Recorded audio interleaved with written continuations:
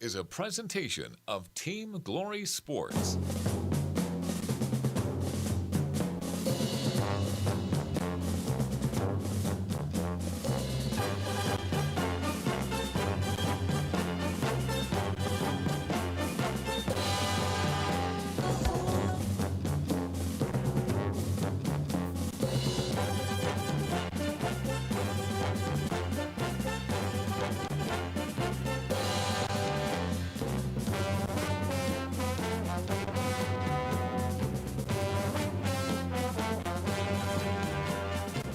It's 9:05 at 97.5 Glory FM, and welcome once again to the Saturday Morning Sports Show.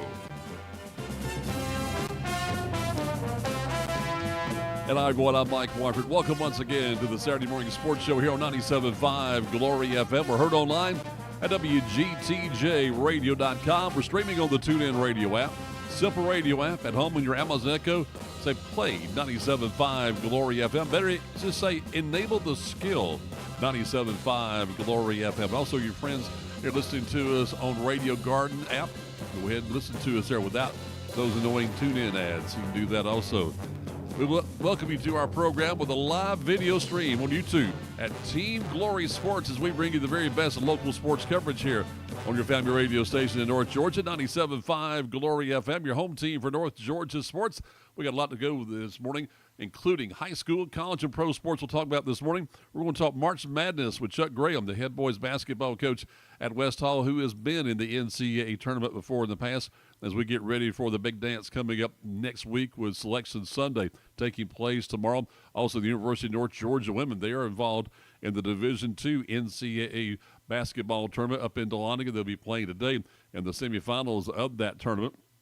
Hopefully get a chance to talk with Brandon Shabath of the University of North Georgia talking about that. We'll talk fishing with our big host there on the Saturday morning program, Hooked on Lanier with Harper Bell. We'll talk to Brandon Whitesides about the program. We'll talk to Harper Bell about NFL football as we are still looking now at free agency, getting ready for the NFL draft in late April. Big news for the Atlanta Falcons and more teams in the NFL. Plus, we'll talk about college sports with Dave Cohen, wrapping things up this morning on the Saturday Morning Sports Show. Maybe have a surprise or more. We'll see what happens. I'm trying to get a couple of guests also to join us here on the show this morning, waiting to hear from them, including Dan Jackson of North Hall, who played for the University of Georgia.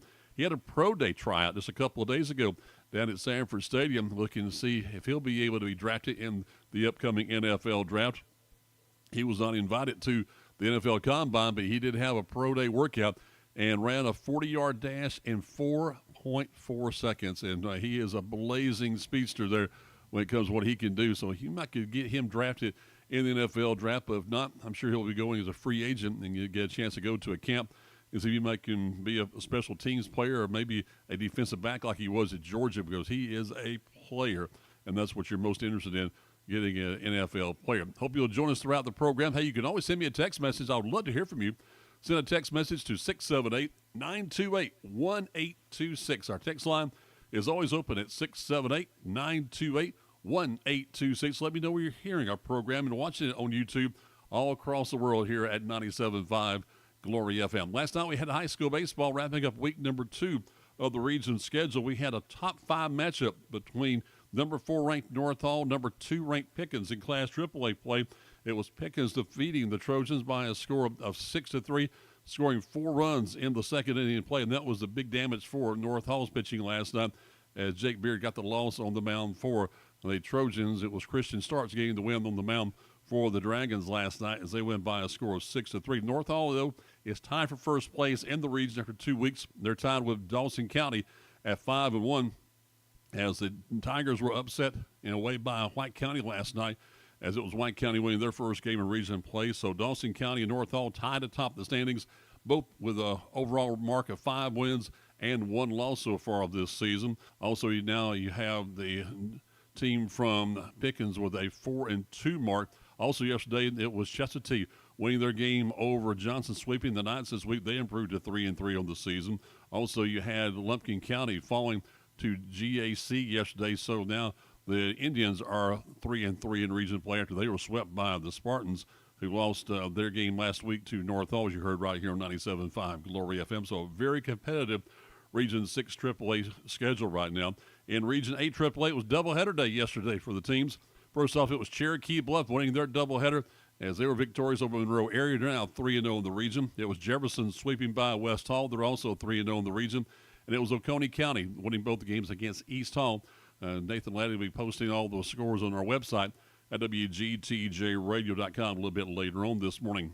Also, in other games around the area, Region 8 Quad A play, doubleheader action also for East Forsyth and Fly Branch being played over in Jotham Down Road in Forsyth County, as it was Fly Branch winning game 1 of that doubleheader. Then the Broncos came back in game number 2, winning that game and avoiding the 3-game sweep, as Fly Branch wins 2 of the 3 games against East Forsyth in that doubleheader yesterday. Also, it was Gainesville back on Thursday game, their win against Milton. They did not play yesterday. Also around the area, let's see, it was North Forsyth winning their game against North Atlanta. Banks County wins their doubleheader against Raven County in Division A play from yesterday. Again, we'll have all the scores on our website at WGTJRadio.com. In high school baseball action next week, we'll have the games on Tuesday and Thursday of next week. On Tuesday, we'll be at Spartan Field at West Hall High School as Zach English and his West Hall Spartans go up against Monroe area. Our broadcast starts at 5:45 on Tuesday. First pitch will be at around 6 p.m. Joe Gailey and I will be there to bring you the play-by-play only here on 97.5 Glory FM. Then on Thursday, we'll be back at North Hall for that big matchup between White County and North Hall. And coming up Thursday is a special day in a way, a day of remembrance. It will be, get this, 27 years to the day on March 20th, 1998, when the tornado struck North Hall High School and there at the baseball field, and then went up Bethel Road up into White County, killed several people that day, and really our lives changed in a dramatic way that we got the NOAA radar system. And in fact, this is a day really the Lord called me to take over AM 1330 that time, now 98.75, as we bring you the very best information we can. And we bring you the most positive music in North Georgia here at 97.5 Glory FM. My life definitely changed back 27 years ago, next Thursday on March 20th. We're just a week away from springtime. Got this reminder from Ken Stanford. There is severe weather on its way, it appears, this evening. So I want you to be prepared. Keep your radios tuned to 97.5 Glory FM. We'll break into any programming anytime severe weather breaks out. You can go to our website and listen to the story there. Also got me, but you can read the story that Ken Stanford has on our website at WGTJRadio.com. And we'll break into our programming as we team up with GNN, with Laura Huckabee, and with the National Weather Service. Alert you first here on 97.5 Glory FM. Coming up next, we're going to talk March Madness with Chuck Graham about college basketball and more. Coming up next on the Saturday Morning Sports Show on 97.5 Glory FM. Seen live on YouTube at Team Glory Sports.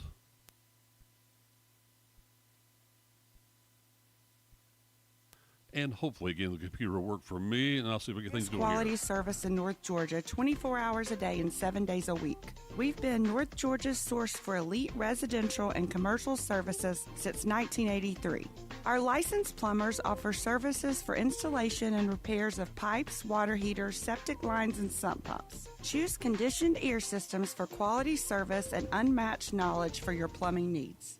Injuries are never planned and often happen after hours or over the weekend. That's why NGPG Orthopedic and Sports Medicine offers the Black and Blue Walk-In Clinic for injured athletes every Monday morning in their offices in Gainesville, Brazelton, Buford, Houston, and Jefferson. No need to call. Just walk right in between 8:30 and 11:30 on Monday mornings. And one of their sports medicine and orthopedic doctors will be there to help identify, treat, and care for your injury. To learn more, you may visit ngpg.org/blackandblue. And 14 minutes past 9 o'clock here on this Saturday morning at 97.5 Glory FM as we bring you the latest in local news, sports, and weather. On the Saturday Morning Sports Show, we bring you high school, college, and pro sports action. Now we're going to talk, after high school baseball, a little college basketball expert here, Chuck Graham, the head boys basketball coach at West Hall, who's been in the big dance before. Hey, Chuck. Hey, Mike, how are you doing? I'm great, brother. How are you? I'm doing well, man. I'm doing well. And we're blessed, brother. Hey, so tell me about, first off, your experience playing in the big dance.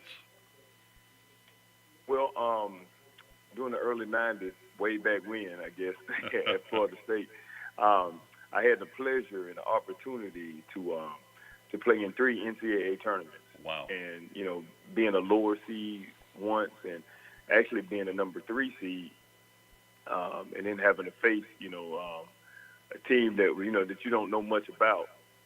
It was quite interesting. But we had the opportunity to, as far as I went with my playing career, we went to the Sweet 16. But my team the next year when I was out went to the Elite Eight, man. So had a wonderful experience. I grew up watching the tournament. It was an awesome experience playing in it, and something I definitely cherish.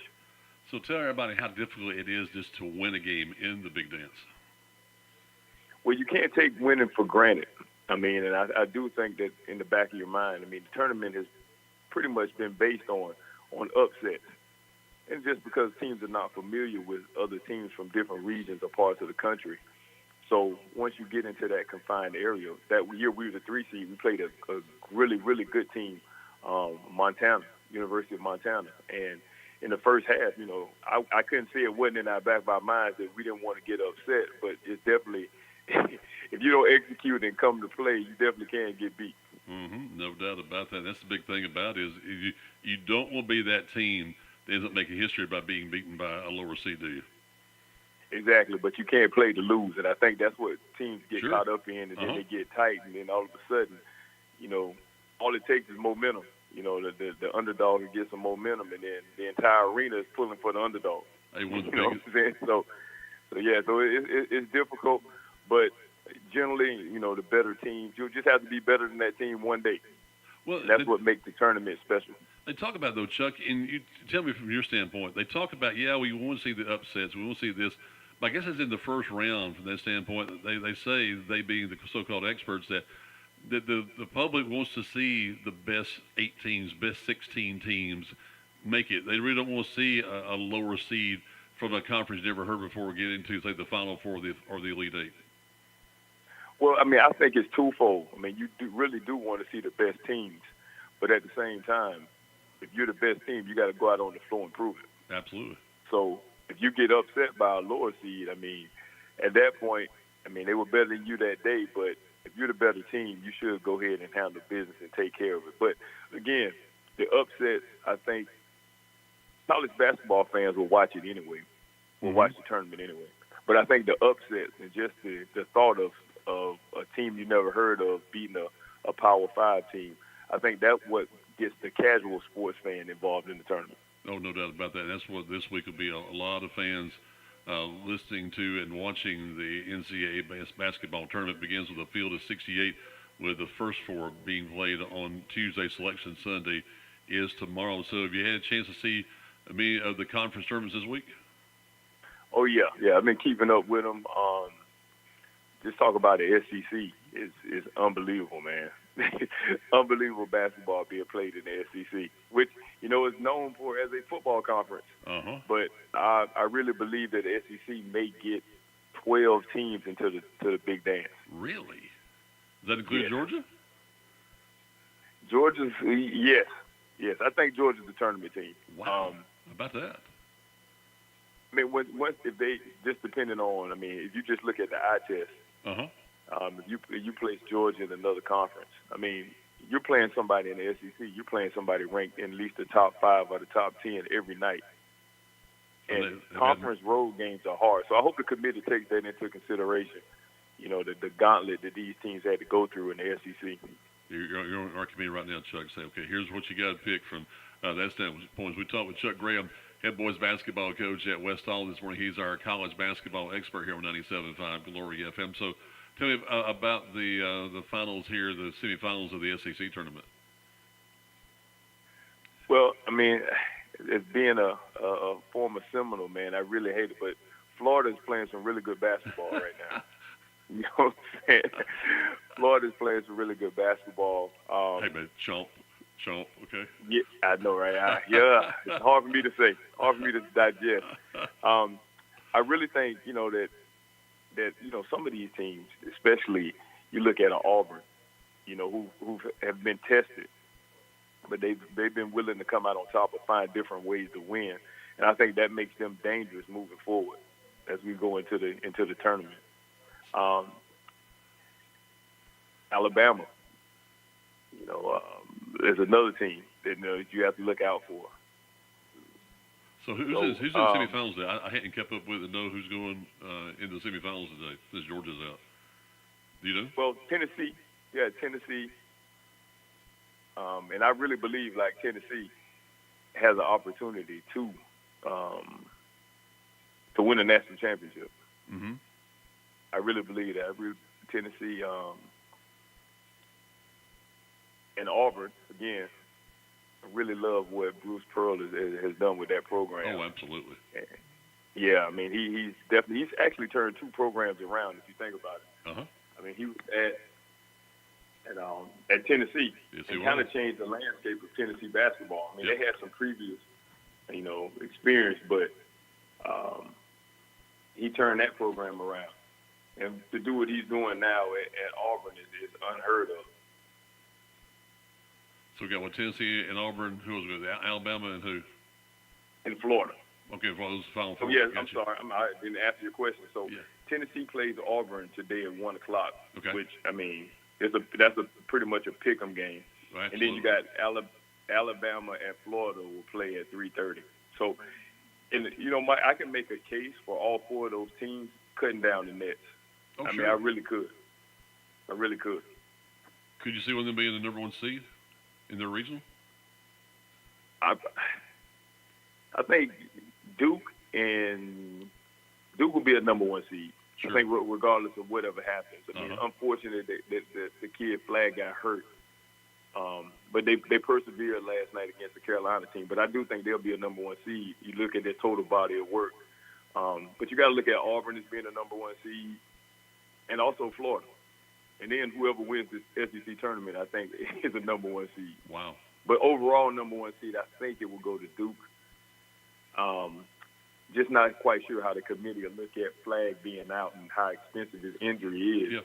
But whoever wins that SEC tournament may actually end up being a beneficiary of. Go to the ACC, Chuck, and that's your home there. Tell everybody about that wild ending with Duke and North Carolina yesterday.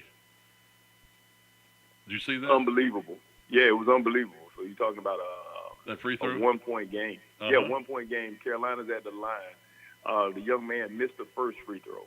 So he lines up to take the second free throw, and not quite sure what one of his teammates was thinking, but he actually stepped into the line. Yeah, it was a fake. He kind of almost like he was faking, trying to get an offensive rebound, and he stepped into the lane and gets a lane violation, which the free throw went in too, so it negated the the attempt, and Duke went on to win the game.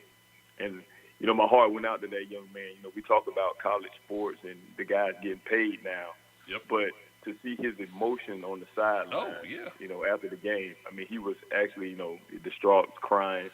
And that's the kind of passion that I think, and the level of intensity that I think that college sports is still college sports. So that was refreshing in a way. I mean, my heart went out to that young man. Obviously, that didn't cost them the game. They had plenty of opportunities. Well, they were down by 25. So sure. What a great first half. What a great comeback. And you know what, Mike, the comeback from 25 against the number one team may actually propel them into the NCAA tournament. Oh, sure. I think so, too. Well, everybody know, too, from the standpoint, because of ministry, and you're involved in that, is that this could linger with this guy for a long, long time, Chuck, unless somebody really gets into his soul and say, hey, guy, this, you got to get past this. Yeah, and, as being a believer, I look at it as a tremendous opportunity. It could be a testimony. Sometimes, when you're down or what to appears to be defeated and down, sometimes it's an awesome opportunity for a setup. And if you give God the glory in every situation. So you can find a silver lining in that young man actually, making that mistake last night. Mm-hmm. But at the same time, that setback could actually be a story that could actually propel him, his team, and giving glory to God. But it also can help somebody else who's made that mistake. All right, so we've got SEC, we've got ACC. Have you seen the so-called, I guess, minor conferences that make you have somebody you'll watch? Well, the Big 12, I followed Iowa State. Now, they've had some injuries, but in the early part of the year, they were really, really tearing it up.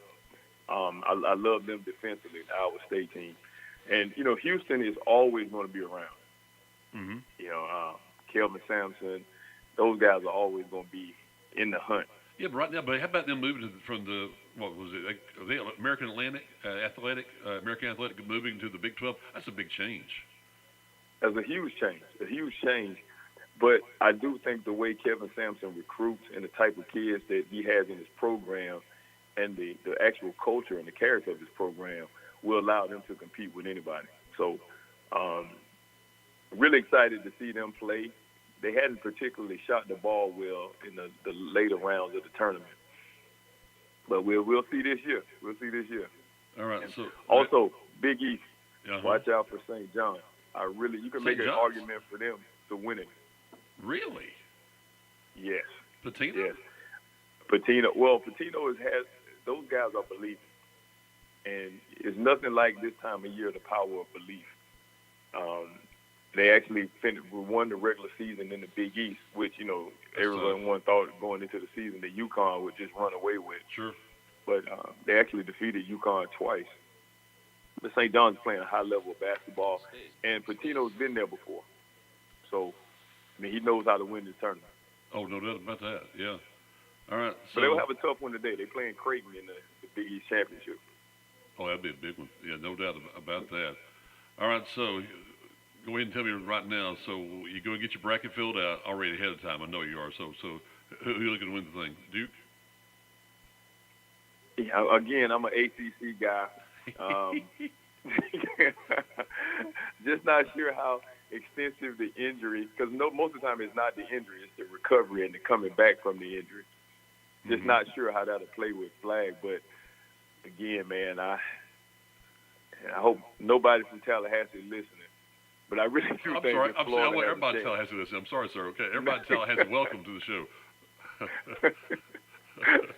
I'm doing tomahawk chop right now. Okay, so go for it. Okay. Yeah, man. I'm doing it as I'm speaking right now. I do think they have a legitimate shot at winning, again, along with Auburn and Tennessee. Okay. All right. So hey, tell me this. Get on your big stool now. Okay. You're in charge of the NCAA. You've heard the stories about what football is doing and how it's going to just eliminate the ACC in a sense and other conferences and that kind of stuff. Do you have to separate, say, the other sports from football, or because I cannot imagine, man, ACC without I can't imagine there's not an ACC. I cannot imagine. That's when I first fell in love with basketball was the ACC tournament back when I was a little boy. I can't imagine there not being an ACC tournament. Again, I grew up watching ACC and basketball, kind of like yourself. And I couldn't imagine, even the Big East, playing in Madison Square Garden. That's where it began. Those were you cherish those type memories of those games. But everything has evolved, Mike. And even though I dislike it, but I do think the sports may be moving in a good direction because it's become professional sports. Sure it has. So yeah, before they're a minor league right now, aren't they? Yeah, pretty much. Yes. And once that money enters into the equation, and the television money and the more eyeballs that are watching these games, football is the cash cow. Sure. So basically whatever move football makes in terms of eliminating conferences, or this conference is not this strong in football, or not this strong in football, we just may have to eliminate, like the ACC. You feel bad for some of those teams in the ACC because they will get hurt on the basketball end of it. You take a team like Duke, which you just no longer. I mean, I don't even think it'll be conferences probably 5 years from now. Oh, probably not. That's the shame of it right there in my mind. I mean, I can't imagine where it's going because I don't see it going for anything good. It may be evolving, buddy, but it's okay.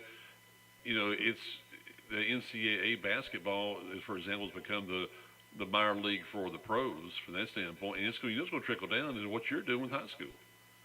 Yes. I mean, you can kind of see some of the effects of it. Just look at the recruiting now of high school athletes. I mean, it was before, especially during my time. You played 4 years, all state, all region, or maybe even all American. You were going to probably get recruited, especially by the schools in your area, quite heavily. Now it's pretty much a guessing game because these guys, the transfer portal, has almost trickled down to high school. So a kid that may have been like 10 years ago deserving of a high-level scholarship may have to take the first thing that he can just so he can get his foot in the door. And that's why you see so many kids, going to lower-level schools, staying a couple years or staying 1 year and then moving forward. Chuck, what I was told, brother, is that if you're a high school kid, the way transfer portal is that you can't get into a Division I school anymore. You're going to have to go to a D2, a D3, or even a JUCO for at least a couple of years, and then wait for the portal to get you. Yes, and I talk to all our guys that have the capacity, the capability of playing on the next level. Mm-hmm. It's like, look, it's not your game right now. It's just the state of where we are in college athletics and in high school. But it's a valuable lesson in that. Control what you can control. Like, we can't control who recruits you. Right. But you can control getting in the gym and becoming the best player you possibly could be. So when that time comes, because who knows, it may come, sooner than later. But when that time comes, you have to be prepared. And we can't I wanted to go to this school, but I can't because they don't recruit high school guys. Mm-hmm. And a lot of college coaches now, their jobs are dependent on this. And they would rather go with experience rather than trying to develop a young guy. All right, brother. Thanks again. We'll talk soon, okay? We'll see what the next Okay, man. I round appreciate you, man. All right, brother. All right. Thanks, man. Appreciate you. God bless. Yeah, God bless you, man. He's the man. That is Chuck Graham, who is the head boys basketball coach at West Hall High School, and he played for the Florida State Seminoles back in the day, and he has got some stories to tell about his days going to the NCAA basketball tournament, the SEC, ACC, and different tournaments taking place. We'll talk more about college sports. Coming up next, we're going to talk real quickly to our host of the Hooked on Lanier program, Brandon Whitesides, and we'll talk NFL football with Harper LaBelle here on the Saturday Morning Sports Show on 97.5 Glory FM. It's springtime, but it's also allergy time. The pollen is so bad you can't stand it. Your eyes are scratchy, your nose is stuffy, and you can hardly breathe. Well, the pharmacists at Riverside Pharmacy can help with all of your allergy needs. They can fill your prescription with expert care and even deliver it to you in the Gainesville area. That's Riverside Pharmacy, across the street from City Park, serving Gainesville for over 60 years. Choosing King Green, a locally owned and operated lawn care company, offers numerous advantages and benefits. Hi, I'm Jennifer with King Green. With a focus on serving the local community, King Green provides personalized attention and tailored solutions to meet your unique needs of your lawn and landscape. Accountability and trustworthiness is what you'll get with King Green's dedicated service. Visit us online at kinggreen.com for a greener, healthier, and more beautiful lawn. You're tuned to the Saturday Morning Sports Show, 97.5 Glory FM. Mike Warford with you. It's great talking with experts like Chuck Graham here on the program to talk sports with you here on 97.5 Glory FM. We're going to talk to our expert who knows everything about fishing and more, the host of Hooked on Lanier, Brandon Whitesides, joining us this morning. Hey, Brandon. Hey, good morning, Mike. How's it going? Great. It's a great show again this morning. I loved what you got on Hooked on Lanier. Tell me about this upcoming week's program. Well, so that's still in the work, but the works.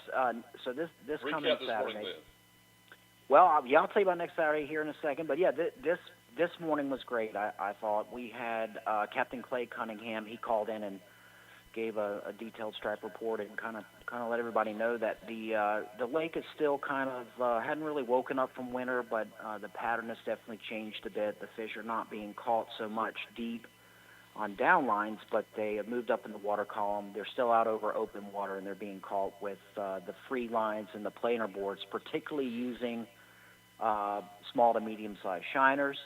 Then we had the Lanier Striper Club call in. That was exciting. They talked about their tournaments that they have, what the purpose of the club is. We talked a little bit of striper fishing in general, and then when their next meeting is and what to do if you want to join the club. And then last but not least, we had a gentleman, Byron Hendricks. He called in and talked about the latest thing going on with the fishing electronics, the live scope, the forward-facing sonar, and things like that. So if you're a listener and you happen to be in the market to replace the electronics on your boat or upgrade them, then there was some great information that was provided, Mike. And my guess is if you don't know anything about electronics, hopefully you learned something yourself. Oh, yeah. Absolutely. I never knew there was that kind of opportunity and need for that kind of electronics on a boat.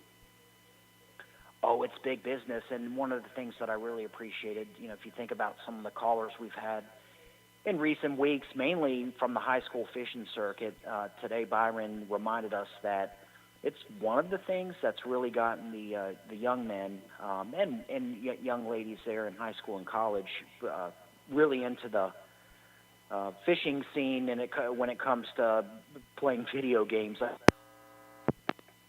Whoop, I just lost him. He just had a bad sell of it. I just lost Brandon Whitesides. And, of course, I'll try to talk to him later on here on 97.5 Glory FM. That is live radio at its very best here on 97.5 Glory FM. We'll take another break. We'll talk to his co-host, Harper LaBelle, coming up next on the Saturday Morning Sports Show on 97.5 Glory FM. Our live video streams on YouTube at Team Glory Sports. Here I am on the road again, ready to pick up the kids from school, go by the grocery store, and do all the things a busy mother does. It's because I just left North Hall Tire and Wheel, where they made sure I was ready to go. They put on a fresh set of tires, checked the brakes, and even the battery. I know I can trust Mike and Matt and the guys at North Hall Tire and Wheel. They have everything you need, all the name brand tires at the best prices, and the service you need. They're on Cleveland Highway in Gainesville, so give them a call at 770-297-5308. And back at the Saturday Morning Sports Show on 97.5 Glory FM. Let's try to continue that thought with the co-host of Hooked on the Deer with Brandon Whiteside. Let's talk to Harper LaBelle, though. Hey, Harper. Well, if I hear a click, I'll know it's not an accident. You just don't want to talk to me anymore. That's the way I'm going to look at it, Mike. Okay, you do that. You had one accident per show, and you just had yours. So, yeah, it'll be on purpose if it's that goes on my show, not on your show, okay? Yeah, no kidding. Yeah. So, you're learning a lot about fishing, too. I mean, I know you know fishing, but there's always something to learn about it on a Saturday morning, isn't there? Yeah, it seems like Brandon's done such a great job of communicating with some folks. And the folks that I get a chance to talk to, working them into the schedule and just having something a little bit different each time, whether it be repair work that you need to have done, maintenance, stuff that you think about but you don't do. We're trying to remind everybody about the little intricacies so that your experience is all that much better once you're on the water. So let's talk a little football now with you. You're our NFL expert. So we've gone through the combine now. We're in the free agency. Tell us about that. Yeah, no kidding. I think Atlanta led the league last year in terms of the Kirk Cousins signing of being something that all networks and all parts of the country were interested in. It's a lot quieter this year, especially in the division. But I do have to say that I think Tampa's so far come away with the prize and getting a couple of guys that they really need and re-signing some guys. Their cap value right now, they're at negative $9.4 million, so they're going to have to cut some players or make some moves. One of the ways to do it now is to renegotiate your contract with some of your players and give, instead of the salary, give an amount of that as a signing bonus.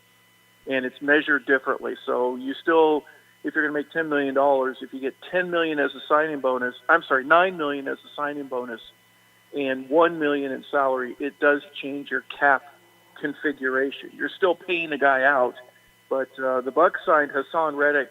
He's an outside linebacker and edge guy from the Jets. They gave him 1 year at $14 million. Here's why he's going to be important. And bad news for Falcon fans is he has 50 sacks in his last 5 years in the league playing with the Jets. So this is a guy who can get the quarterback and certainly will make a very good Bucs defense and the pressure that they put on the quarterback a lot more stringent, and it'll be harder for the Falcons to protect their quarterback. Yeah, and this twice each year playing them, that's what's going to be important about that. So talk about the signings for the Falcons. Well, Leonard Floyd is the prize so far. You got him for $10 million. We picked up Morgan Fox, a defensive tackle from Los Angeles, the Chargers there. Big, thick guy that he'll be able to play right away. Mike Ford, we picked him up from Cleveland. He's a cornerback. We re-signed Cordero Hodge, and that was a nice double move for the Falcons because not only is he a pretty good wide receiver, but he's been a Pro Bowl special teams guy as well. Mike Hughes is another guy from the Falcons that they just re-signed, and then they brought in Divine Diablo, a linebacker from the Raiders. He's an inside linebacker, so he'll provide some depth there at that, and not too much against the cap. Going into the week, the Falcons had $5.5 million, 5.4. They're now 1.5 million over the cap. So both the Falcons and Tampa have overspent right now. So there'll be some other moves that Atlanta certainly has to make before the draft. So let everybody know it's like you're balancing your checkbook in Harper. It's okay. What do? Do you restructure Kirk Cousins' contract? Well, you're probably going to trade him if there's a taker before the draft. So Really? I don't know if you would do that. Well, if it's on the table, right? Everything's on the table right now, and I wouldn't restructure his deal unless you planned on keeping him. And so that would be a post-draft, probably wait till after minicamp and just before training camp to do that. Wow. But that is a possibility, Mike, of course. But, you just signed him to the deal, and granted the dust is settled, but you may want to redo it with other guys. Hey, Harper, now, we're going to interrupt you for a moment. Is there a chance that he's totally healed now? He's had time to heal that Achilles and maybe is stronger and healthier now? Maybe it can help out the Falcons? Yeah, of course there is. And then maybe some of the mistakes that he made last year that, the ball that went too high or the ball that went too low and right. the one that ended up in the wrong receiver, the guy mm-hmm. wearing the other color uniform, mm-hmm. Maybe he competitively gets that worked out. We certainly hope so from the standpoint, I want two great quarterbacks. And there's also the fact, Mike, that he goes, you know what, I'm done. Right. So I'm just going to, I'm not going to do anything to help the Falcons, but I'm going to do as much as I can to help my career, but not much else. So I hope it's the former of those two options where he just turns out to be the guy that goes, you know what, made some mistakes, but this is my job and I want it, and that's what they brought me here to do in the first place. Is it 100% for sure that Michael Penix is going to be the starting quarterback, or could Cousins have a chance? Well, if you know Michael's history, he had some injuries earlier in his collegiate career. Sure did. His last game, he got hurt when he was playing against against Michigan. He got hurt early in that ball game. So with the NFL schedule as it is, the main reason you brought him in was to be a backup to Cousins because you always know somebody could get hurt. So this is just a flip of the responsibility. Instead of being Cousins number 1 and Penix 2, mm-hmm. right now, at least today, it's Penix number 1, and if he gets hurt, then you got a pretty good backup. Yeah, no doubt the highest price backup quarterback in the league. At least got that going for us. No kidding. Well, that's the way it worked out. But Aaron Rodgers is still on the table, so to speak. I know Pittsburgh is very highly interested in if they can get him at the right price. But right now he's looking for work. Really? He's a backup, I guess, technically, but there's a few other guys that they'll be moving around here pretty soon. Wow. All right, so free agency is here. How long does that period last? It'll go for another couple weeks, but the interesting thing for me is you get these surges of people spending very early on the first day. You could negotiate as early as Monday, and then Wednesday is when the actual signing. So, look, Mike, between you, me, and the back door, I know no one's listening, but if they were, they would say, how on earth could you already have a deal on the table Monday when the opening of the negotiation period is just an hour or two into this? And you've got these numbers. I know there's some collusion going on beforehand, but I'm not here to make any accusations. I'm not certainly arresting anybody. I'm just saying that, they establish these dates, but there may be some wiggle room to start talking a little bit earlier. Didn't I hear in one of the articles that legal collusion could take place on Monday the 10th, and then the league year starts on the 12th, so that's when the signing could start taking place? But they give you a couple of days. Okay, you can go ahead and talk to somebody on another team if you want. Yeah, technically speaking, so your agent can negotiate with the club on Monday, and even though you can't sign till Wednesday, you can begin that process. And we were finding out Monday that there were deals that were ready to be signed on Wednesday, the terms of which were pretty tightly known, in terms of the exact numbers. And so I think it's, maybe Saturday or Sunday, wink, wink, nod, nod. There might have been a couple of those, but Never. All right, so tell me about this real quickly. When it comes to a local player here, Dan Jackson, North Hall High grad, went to Georgia, did an outstanding job there. Walked on, great story there. Doesn't get invited to the combine, but he's going to the pro day a couple days ago, and to me, he really shined in the pro day. So, what kind of chance does he have, you think? Well, again, if you get a chance to show your skills to anybody, that's a good thing. And for him to shine and do as well as he did, that may move him back into the day 2 prospectus. Mm-hmm. He could be a day 3 guy. I would rather be drafted late than not drafted at all. There is a financial advantage to that, even though you don't have control of which club that you want to go to. Mm-hmm. And the reason that would be advantageous is let's just pick any position. Say you're a tight end.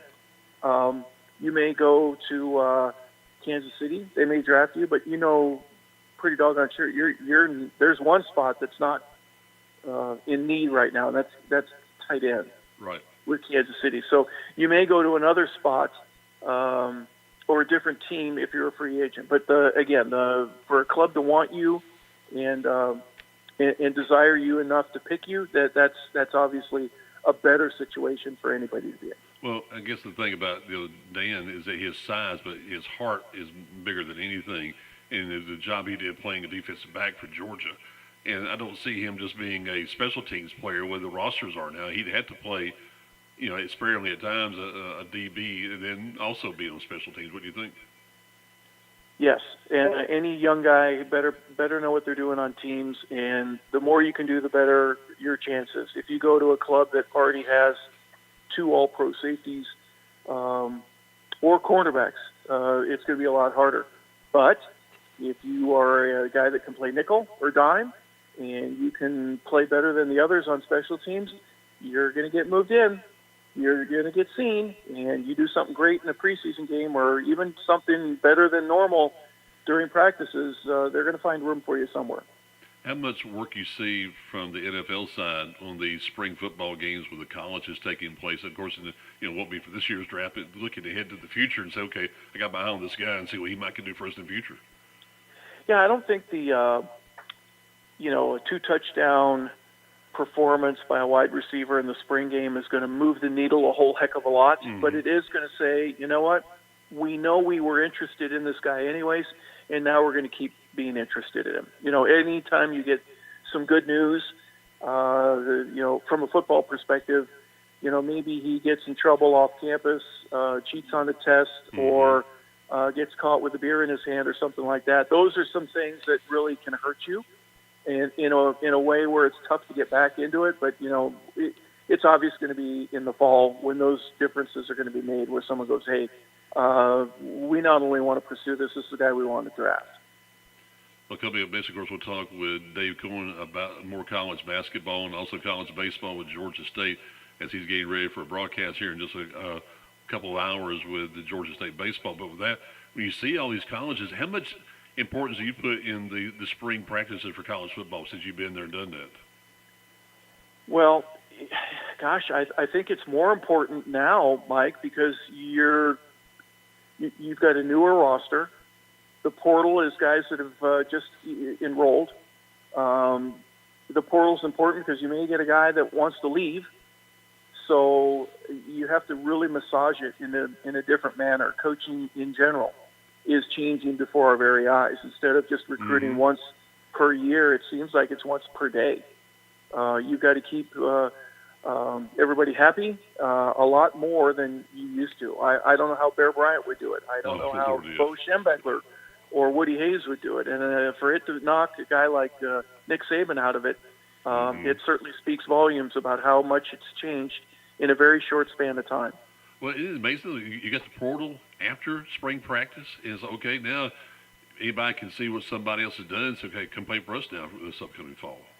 Yeah, you can do poaching from that perspective, or from the players is like, gosh, there's 4 guys in front of me, and I didn't move up on the depth chart. So this didn't work out, and now I'm going to try to take my talents elsewhere. Like LeBron told us, he wants to go to South Beach.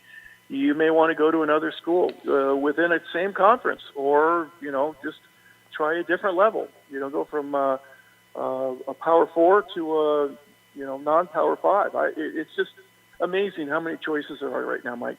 And with that, you see somebody who's got the pull, like say Sanders, for example, in the draft. Okay, this is what I can do. I want to be on your team, and then you get your agent going, and there's so much works behind the scenes. You can call it politics or just the power of the deal, negotiating. There's so much going on besides what goes on in the field. There really is, Mike. And then when you stop to think about guys like Al Davis or back in the day when the Washington Redskins, and remember when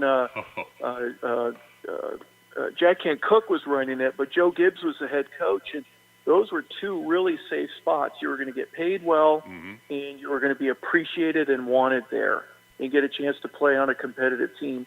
And Al Davis would rejuvenate careers. Go play 6, 8, 10, 12 years somewhere else, and then finish your career here because we want you to play at that same level. Now, it tended to backfire a couple of times on him. There's no doubt about it. But there were players all over the league that go, forget it. I don't want to go to Cleveland. I don't want to go to Green Bay. I don't want to go anywhere. I just want to go to those places because I'm going to get paid well, and I'm going to be, like I said, appreciated and wanted and desired, and who wouldn't want that? Absolutely. All right, Harper, appreciate it much, but we'll see you next Saturday morning when we're hooked on here, okay? Appreciate it, Mike. Thank you much. Have a great day. All right, we say click now, okay? Yeah, don't do that. Don't on me up yet. That is Harper LaBelle here on the Saturday Morning Sports Show, 97.5 Glory FM. Coming up next, we'll talk with Dave Cole. He's getting ready for college baseball with Georgia State. We'll talk about that and also college basketball more with him on a different level on 97.5 Glory FM with the Saturday Morning Sports Show. This is Representative Lee Hawkins, your representative to the state legislature. I want to wish all the local athletes in our area the very best this season. Your team is very important to the success of our community, and I look forward to seeing you play this year and to see what you accomplish in the classrooms and in the community. I also look forward to serving you and your family in the state legislature. This message paid for by the committee to re-elect Lee Hawkins. Your home is part of you, and keeping it comfortable and well-maintained is essential. Conditioned Air Systems is North Georgia's solution for residential heating, air, and plumbing services. For more than 40 years, our family has been committed to delivering the highest quality service by our certified technicians and plumbers. Experience the difference today when you choose Conditioned Air Systems for your home's heating, air, and plumbing needs. Quality you can feel, service you can trust. Visit conditionedairsystems.com to schedule an appointment. 97.5 Glory FM, your home team for North Georgia sports. Let's talk more college sports action with Dave Cohen, the voice of Georgia State. I was kidding him off the air. I know that Joey likes to get the games early. It's 2 hours before the first pitch of Georgia State baseball, and he hasn't left the house yet there. You got to watch out for traffic, friends, so you better get there early, okay? Well, you're telling the guy who knows that the top-end perimeter can be a challenge sometimes, but, yeah, getting ready to leave the house and head to Panthersville. It was supposed to be a 2 o'clock first pitch. They moved it up to noon, obviously because of the impending weather. So try to get Game 2 in. Panthers won Game 1 last night, 9-2 over South Alabama. All right, and we are going to find out we're going to have some baseball this spring with you at Georgia State. That's what it's looking like after talking to head coach Brad Strumdahl last night. So good news. They're off to a good start. They're 13-6. Now 1-0 in Sun Belt Conference play, and, the pitching has been pretty good. They got a great outing from Caleb White last night. 8 strikeouts, 14 combined strikeouts among the 3 pitchers, and certainly can hit the ball. Your guy Caleb Freeman had a pretty good ball game last night, the kid out of Flowery Branch. So, very balanced offensively, defensively, and pitching-wise. So far for Georgia State, the schedule that they will play in the Sun Belt will be a little more challenging than the non-conference or most of the non-conference portion of the schedule. But I think that this team, maybe more so than the last 3 or 4 seasons of Georgia State baseball is built and set up to be pretty successful. It'd be great to see our local players. You mentioned Caleb Freeman, who's a graduate of Flowery Branch High School. His dad's a public address announcer at Hog Mountain Park. His younger brother still plays for the Falcons, and he plays there for the Panthers and had a pretty good season so far, Dave. Yep, he is leading off for Georgia State. Ended up 2 for 4 last night with a walk, had a single, double, run scored, drove in a run. So, yeah, he, as Brad Stromdahl was telling me before we took the air last night, really a strong leadoff guy, what they were looking for. The ability not only obviously to hit the ball, but to find different ways to get on base. And, Georgia State has been able to do that. They are, they've done a good job patience-wise at the plate, drawing base on balls. They've been hit by pitches 24 times this year. Wow. Along with the numbers that they have put up, 30 home runs, combined so far this year. So, That's this big. is a team that, not only can hit the ball, but find other ways with patience at the plate to get on board and score runs. And, they put 9 up against a pretty good South Alabama team on a Friday night last night. So we'll see what they do. This is why they play the games, but a good start to the series at Panthersville last night. All right, again, you can see that game on ESPN Plus with Dave Cody. We're going to have a schedule of games. We're going to be working on that the first of the week and let you know later on about our broadcast schedule of bringing you Panther baseball this spring. And looking forward, make sure you say hey to Jamie Freeman today. I told him to go ahead and find you today, because the one thing about spring baseball in college is the way they keep having to change schedule, because the way this weather's looking right now, I don't think we'll get a chance to play tomorrow, so who knows what might happen today for you. Yep, makes it even bigger. Every game in conference becomes that much more important. I always say, and, it's not baseball science, it's best to win that Friday night game, get off to a good start, put yourself in position to win the series. You're throwing your Friday night guy, which was, again, for us, Caleb White. Zach Stevens took the loss last night for South Alabama. He's their number one guy. So 1 down, 2 to go. There you go. Weather-wise, hopefully 2 to go. And, we'll see what happens. All right, how about basketball real quick? Tell me, we were talking with Chuck Graham earlier on the program. You heard that about the bigger conferences. How about what happened with the Sun Belt this past weekend? Well, they ended up with a great final. Arkansas State and Troy ended up winning it, so they get the automatic bid to the NCAA tournament. I'm guessing Arkansas State hopefully will find a way to the NIT. But I think I texted you a comment while you were talking to Chuck, Yes. and I firmly believe this and have kind of championed this over the years, that if you finish sub 500 in your conference portion of your schedule during the regular season, that should eliminate you from being in contention for an at-large bid.